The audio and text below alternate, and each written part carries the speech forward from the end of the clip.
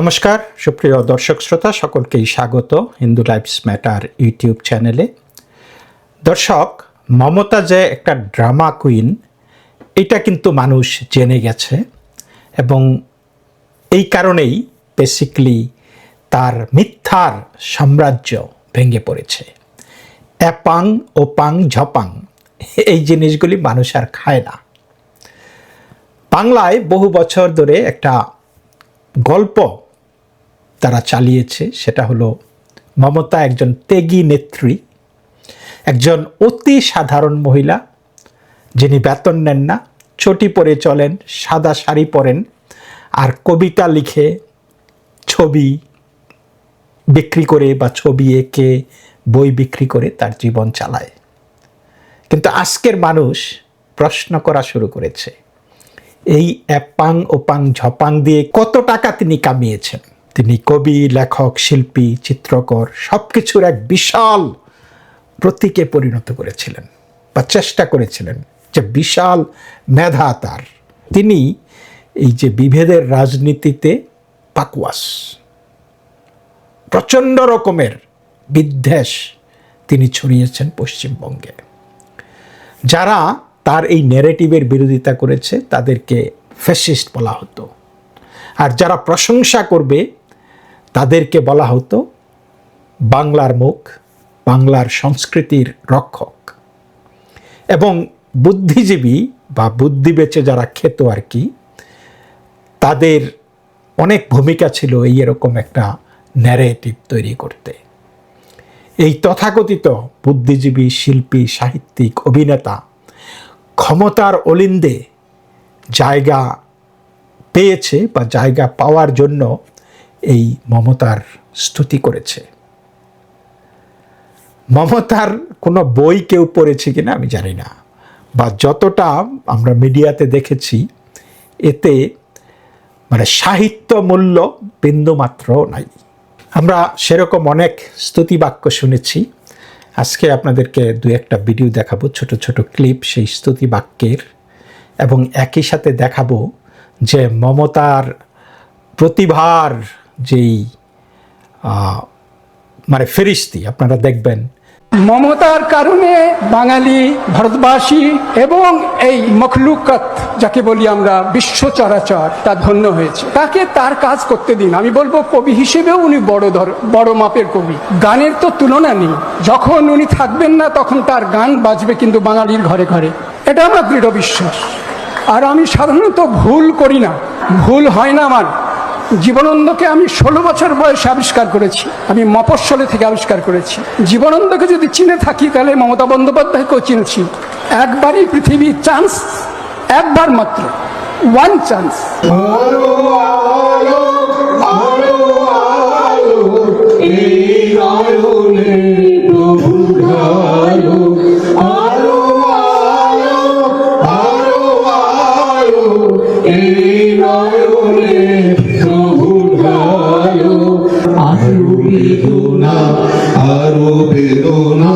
প্রভু দাও মোরে আরো চেতনা, দারু ছুটারে বাধা টুটারে, মোরে করো কান, মোরে করো কান।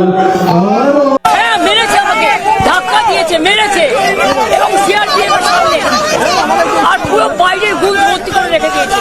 আমি ক্যান্ডিডেট, আমাকে ইলেকশন ঢুকতে হয়নি।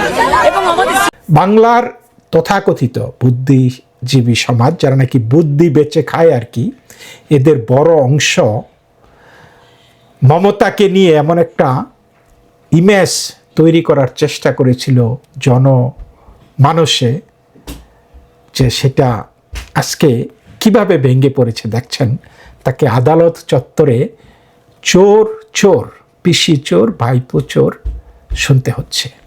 তো যাই হোক দর্শক, এই স্তুতি করে করেই বহু বুদ্ধিজীবী, শিল্পী, সাহিত্যিক, অভিনেতা ক্ষমতার অলিন্দে জায়গা পেয়েছে, বোর্ডে স্থান পেয়েছে, কমিটিতে স্থান পেয়েছে, পুরস্কার পেয়েছে, রাজনৈতিক আশীর্বাদ পেয়েছে, এমএলএ হয়েছে, তারপরে রাজ্যসভায় স্থান পেয়েছে, এমপি হয়েছে। আর বাংলার সাধারণ মানুষ, তারা চাকরির লাইনে দাঁড়িয়ে থেকেছে, পরীক্ষা দিয়েছে, বেকার থেকেছে, অপেক্ষা করেছে। আর চাকরি পেয়েছে যারা সাদা খাতা দিয়েছে শুধু টাকার বিনিময়ে। আজকে এই সাধারণ মানুষের বদলা নেবার পালা। মানুষ বুঝছে যে কত বড় ব্যক্তি পূজার সংস্কৃতি তৈরি করা হয়েছিল এই পশ্চিমবঙ্গে। ক্ষমতা চিরস্থায়ী নয় এবং এই মমতার নাটক, মমতার কান্না আবেগ দিয়ে যে আমাকে ওরা মেরেছে, আমি আক্রান্ত, এগুলি বলে সত্যকে চাপা দেওয়া যাবে না। কারণ এই মানুষগুলি দিনের পর দিন ভুগেছে, বেকার থেকেছে, পড়াশোনা করে পিতামাতার গলগ্রহ হয়ে থেকেছে। তারা এই মমতার এই সস্তা এই অভিনয়, যে ড্রামা কুইন যে তাকে বলা হয়, সবসময় আমরা দেখছি যখনই ঝামেলা হয়েছে তখনই তিনি নাটকবাজি করেছে। মমতা ব্যানার্জি দীর্ঘদিন ধরে বাংলার রাজনীতিকে এমনভাবে চালিয়েছে যেন আইন, প্রতিষ্ঠান, আদালত সব কিছু তার নিচে, তিনি সবার ঊর্ধ্বে। তিনি শুধু মুখ্যমন্ত্রী না, তিনিই আইন, তিনিই বিচার, তিনিই নৈতিকতার শেষ কথা। মানে তিনি যেটা বলবে সেটা সহি। এই যে বই, এই ছবি, এই রয়্যালটি কত টাকা পেয়েছে, কে এগুলা কিনেছে, কত দামে কিনেছে, কেন কিনেছে, এই প্রশ্নগুলি তো দিন দিন আসবে, সেই মুখগুলোও বেরিয়ে আসবে। তার ভাইপোর এত এত টাকা কোত্থেকে আসলো? লিপস অ্যান্ড বাউন্ডসের 200 কোটি টাকা বাজেয়াপ্ত হয়ে গেল তার ভাইপোর কোম্পানি। সেই কোম্পানির কি কাজই ছিল, কি ব্যবসায় ছিল, বা সেই টাকা বাজেয়াপ্ত হওয়ার পরে সেই টাকা উদ্ধারের কোনো কেন ব্যবস্থা নিচ্ছে না? কেন সেই দাবি করছে না সেই টাকাগুলি আমার? তার মানে এদের এত টাকা আছে যে এই 100-200 টাকা চলে গেলে কিছুই না। মানুষ এগুলো দেখেছে এবং মানুষের কষ্টের কিন্তু এগুলোও কারণ তারা যতই ফেলে ফুফে উঠেছে, সাধারণ মানুষ ততই চুপসে গেছে, তাদের জীবন মান কমেছে। সুতরাং তারা কি সহজেই ছেড়ে দেবে? আপনারা আদালতে দেখলেন তিনি গেলেন আক্রান্ত নারী, নিপীড়িত নেতা হিসাবে নিজেকে তুলে ধরার চেষ্টা করেছেন। তিনি বলেছেন যে তাকে নাকি মবড করা হয়েছে, ওরা আমাকে মেরেছে। এবং ঠিক একই কথা নির্বাচনে হেরে, নির্বাচনের কেন্দ্র থেকে বেরিয়ে তিনি কিন্তু সেই একই কথা বলেছেন যে ওরা আমাকে মেরেছেন। ভেবেছে যে এতদিন যেগুলি করে তিনি পার পেয়ে যেতেন, তিনি এখনও সেটা করে পার পেয়ে যাবেন। কিন্তু বাংলার মানুষ দেখিয়ে দিয়েছে যে ক্ষমতার অলিন্দে থেকে তিনি যা করতে পারতেন, সাধারণ মানুষের কাতারে তাকে 2 পয়সাও দাম দিচ্ছে না মানুষ।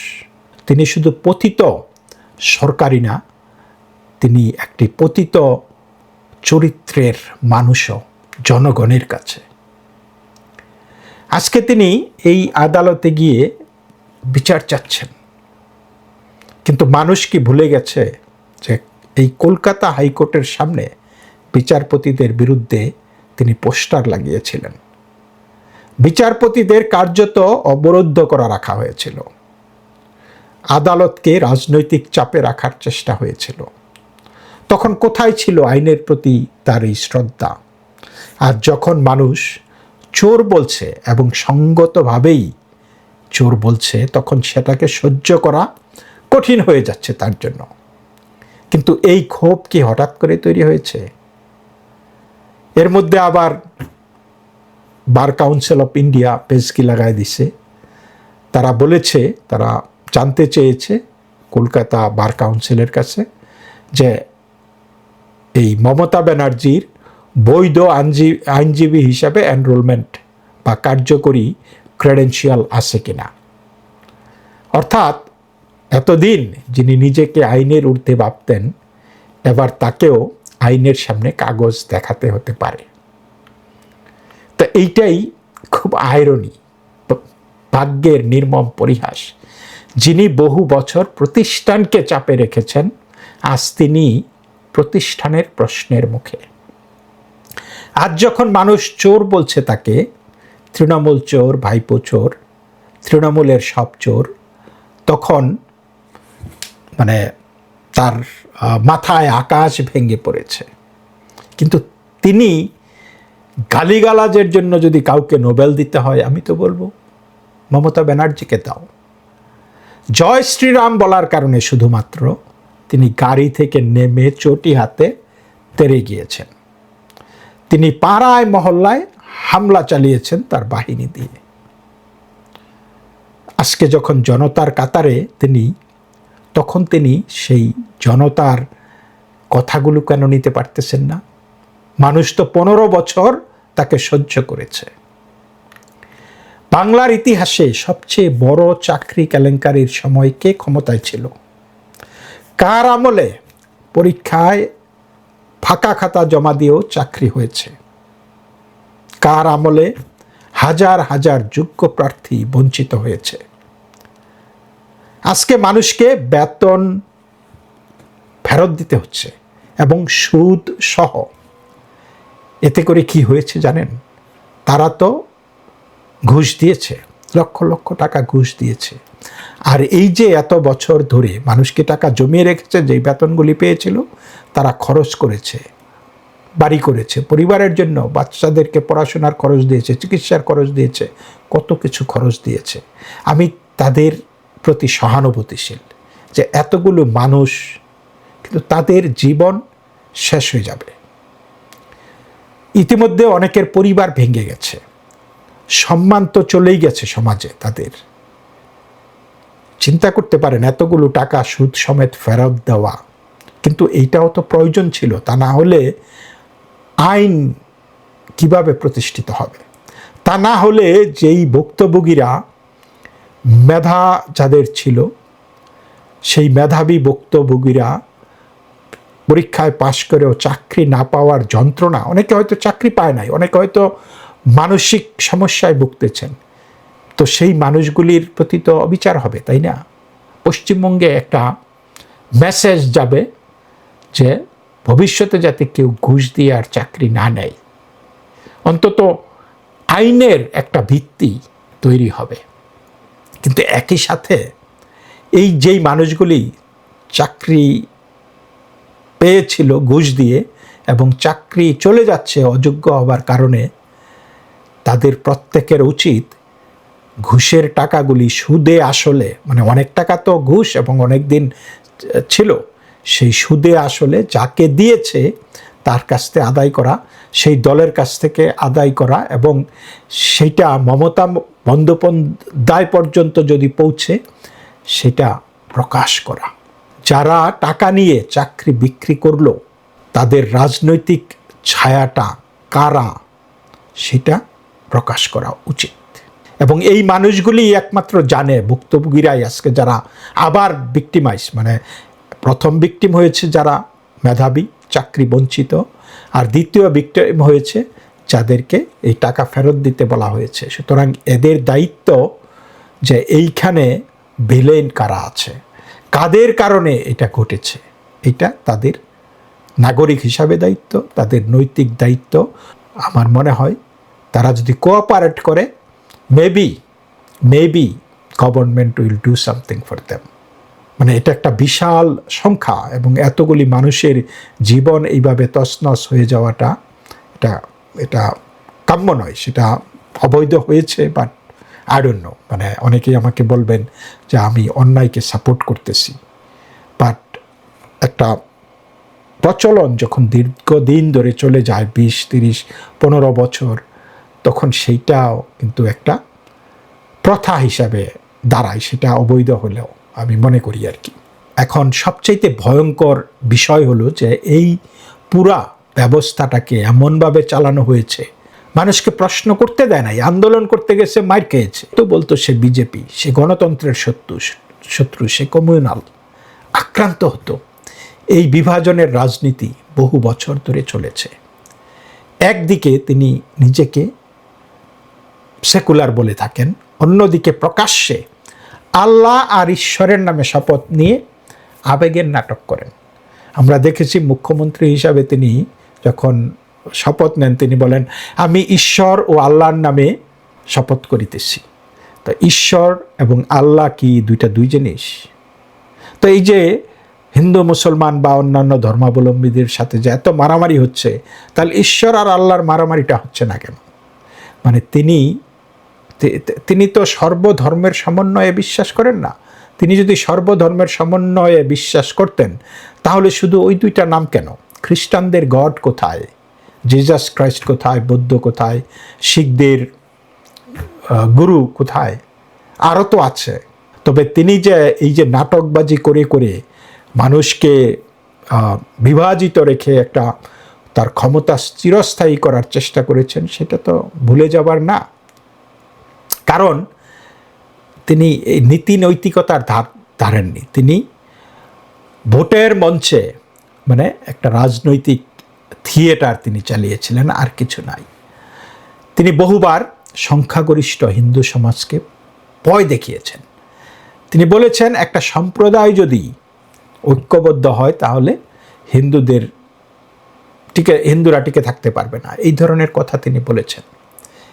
এটা কি একজন মুখ্যমন্ত্রীর ভাষা, নাকি সমাজকে ভাগ করার তরিকা? মহরমের পর হিংসা হলে সেটাকে আবেগ বলে তিনি উড়িয়ে দিয়েছেন।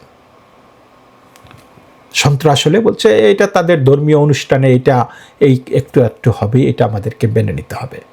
শুক্রবারের নামাজের পর উত্তেজনা ছড়ালে সেটাকে বলা হতো ও জুম্মাবারে তো তাদের একটু ক্ষোভ থাকবেই, তোমরা মেয়ে মানুষরা ওইখানে যাও কেন, তোমরা সেইখানে ওদের তো একটু থাকবেই, তোমরা জানো না জুম্মাবারে তারা একত্রিত হয়, মানুষ যখন একত্রিত হয় তাহলে তো এরকম হবেই। অর্থাৎ আইনের এক ব্যাখ্যা তিনি দিতেন সাধারণ মানুষদের জন্য, হিন্দুদের জন্য, আর এক রকম ব্যাখ্যা দিতেন একটা বিশেষ ভোট ব্যাংকের জন্য। চিন্তা করতে পারেন, কই হিন্দুরা তো মন্দিরেও সমবেত হয়, তারা কি এই যে কুম্ভমেলার মতো বিশাল লাখ লাখ কোটি কোটি মানুষ আসে, তারা কি সেখানে মারামারি করে? তো তিনি বেআইনি সন্ত্রাসকে তিনি জায়েজ করতেন। ধর্ষণের ঘটনায় বাংলা কি শুনেছে? ওরা পরিচিত ছিল, ওদের মধ্যে একটা সম্পর্ক ছিল। রাতে কেন বেরিয়েছিল? এত রাতে মানুষ বাইরে যায়? এই কথাগুলি শুধু সংবেদনহীন নয়, এগুলো ভিকটিম ব্লেমিংকে রাজনৈতিক বৈধতা দিয়েছেন তিনি দিনের পর দিন। নির্বাচন পরবর্তী সহিংসতার ইতিহাস, বিশেষ করে 2021 সালের পরে যেটা ঘটেছে, বাংলার মানুষ কখনোই বলতে পারবে না। কত পরিবার ঘরবাড়ি ছেড়েছে, কত মানুষ রাজ্য ছেড়ে চলে গেছে। আমরা লাইন ধরে মানুষকে উড়িষ্যা বা আসামে চলে যেতে দেখেছি। কত নারী নিরাপত্তাহীনতায় দিন কাটিয়েছে। গ্রামের পর গ্রামে এমন পরিবেশ তৈরি করা হয়েছিল যেখানে রাজনৈতিক পরিচয় ছিল নিরাপত্তা। অনেক পরিবার অভিযোগ করেছে যে তাদের মেয়েদেরকে, বউদেরকে অপমান করা হয়েছে, ভয় দেখানো হয়েছে, সামাজিকভাবে তাদেরকে হেনস্থা করা হয়েছে, তাদেরকে রাতের অন্ধকারে পিঠা বানানোর জন্য বলা হয়েছে। বড় বড় কথা পোস্ট পোল ভায়োলেন্স নিয়ে তৃণমূল কংগ্রেস বলছে। যারা তৃণমূল কংগ্রেসের কর্মী এবং নেতৃত্ব এই ভিডিওটা দেখছেন, আমি জানি সবাই আমার ভিডিও দেখে, বুকে হাত দিয়ে বলুন তো, তৃণমূল কংগ্রেসের ব্লক ভিত্তিক, অঞ্চল ভিত্তিক, ওয়ার্ড ভিত্তিক লিস্ট তৈরি করা ছিল না? বিজেপির নেতাদের নামে লিস্ট তৈরি করা ছিল না? ব্লক ভিত্তিক, অঞ্চল ভিত্তিক, ওয়ার্ড ভিত্তিক, যে রেজাল্ট বেরোনোর পরে পেটাবেন। বিজেপি শাসনে আসার পরে 5-7 জন 8 জন খুন হয়েছে, একটাও কাম্য নয়। যদি ক্ষমতায় আসতো এতক্ষণে তো 300 বিজেপির কর্মী উপরে চলে গেছে, 300 বিজেপির কর্মী তো খুন হয়ে যেত। তার সাথে কত মহিলার সাথে যে কি হতো সেটা আর বলতে চাইছি না। আর কত হাজার হাজার বিজেপির কর্মী আর তাদের পরিবারকে বাংলা ছেড়ে পালাতে হতো, সেটাও আর বলার অপেক্ষা রাখে না। ভাবতে পারেন, এটাই মমতার গণতন্ত্র, যার গল্প এতদিন আমরা দেখেছি, মানুষ দেখেছে, মানুষ অতিষ্ঠ হয়ে গেছে, কিন্তু কথা বলতে পারত না। আজ যখন সময় পাল্টেছে, মানুষ প্রতিশোধ চায়। সরকার যতই বলুক, কিন্তু আপনার পরিবারের কেউ যদি বা আপনি নিজেও যদি 15টি বছর নির্যাতিত হন, তাহলে এই সমস্ত এই বাক্য কি, ঘা কি শুকানোর জন্য যথেষ্ট? সেইখানে কি মলম লাগিয়ে দেবে না।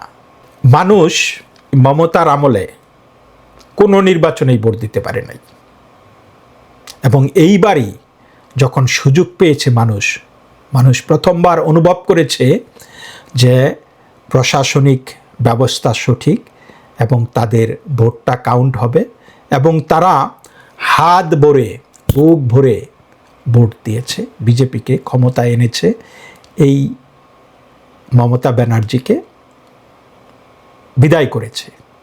এতদিন মানুষকে বোঝানো হয়েছিল যে তোমরা কিছুই বদলাতে পারবে না, তো ক্ষমতার কাছে তোমরা অসহায়, তোমরা নাথিং।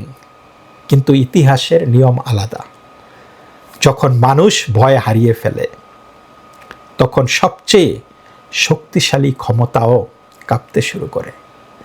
আজ বাংলার মানুষ মমতার নাটক দেখতে চাইছে না, তারা হিসাব চাইছে, চাকরির হিসাব, দুর্নীতির হিসাব, আইনের শাসনের হিসাব, নারী সুরক্ষার হিসাব, সম্প্রদায় ভিত্তিক রাজনীতির হিসাব, ক্ষমতার অপব্যবহারের হিসাব। যারা বছরের পর বছর বিরোধীদের গদ্দার, বহিরাগত, দাঙ্গাবাজ বলে কটাক্ষ করত, তাদের আজ জনগণের রাগ সহ্য করতে সমস্যা হচ্ছে। এই হিসাবের দিন বাংলার মানুষ বলছে এইবার নাটক নয়, জবাব চাই। সুতরাং মমতা ব্যানার্জি ড্রামা কুইন সেজে আর পার পাবে না, সেই দিন শেষ। এই পর্যন্তই দর্শক, সকলেই ভালো থাকবেন, নমস্কার।